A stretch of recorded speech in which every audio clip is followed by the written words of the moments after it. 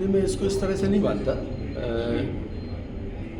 अभी हमारा बच्चा जो हम शासकीय स्कूल में उसे पहली क्लास में लेते हैं, 6 वर्ष के बच्चे को लेते हैं, और लोगों का माइंडसेट ये है कि बच्चे को नर्सरी KG1 से भेजना चाहते हैं। तो नई शिक्षा नीति में भी ये प्रावधान किया गया। सबसे पहले तो हम लोगों ने नर्सरी की क्लासेस चालू कराई, लगभग 5000 स्कूलों में हमने ये व्यवस्था की। इस साल हम उसको और आगे बढ़ाने वाले हैं। तो उससे हम छोटे बच्चों, क्योंकि एक बार बच्चा अगर नर्सरी के प्राइवेट स्कूल में चला गया तो फिर वो वहीं कंटिन्यू करता है, वो पहली से वापस नहीं आता शासकीय स्कूल में। तो हम एक तो एडमिशन की पद्धति को हम बदल रहे हैं, धीरे धीरे बदलाव लाएंगे कि नर्सरी से हम KG1 से बच्चे को अपने यहाँ पर दर्ज करना चालू करें। दूसरे, जो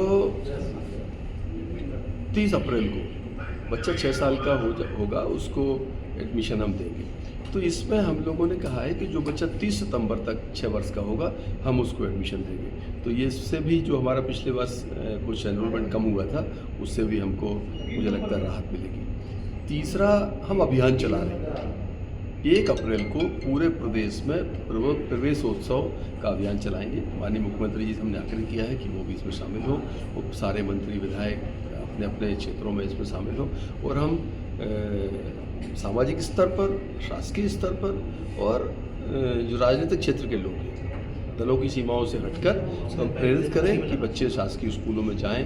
तो वो एक प्रक्रिया, अगर हम इसको बड़े स्तर पर अभियान चला सकें, मुझे लगता है कि जो पिछले दिनों में जो हमें थोड़ा शासकीय स्कूलों को जो है बच्चे कम मिलने की जो बात है, उससे शायद हमें। लेकिन सर, उसमें ये भी बात सामने आई कि एडमिशन तो बच्चे शासकीय स्कूल में करवाते, लेकिन पढ़ाई कंटिन्यू 12th तक नहीं कर पाते। नहीं, उसके लिए मैं भी हमने सुधार करने की कोशिश की। जैसे 5th तक बच्चा पढ़ता है, वो 5th के बाद में जब वो मिडिल स्कूल में जाता है, 6वीं क्लास में जाता है, तो हम उसको मार्कशीट दे देते हैं, TC दे देते हैं। अब वो कहाँ जाएगा ये हमें पता नहीं होता।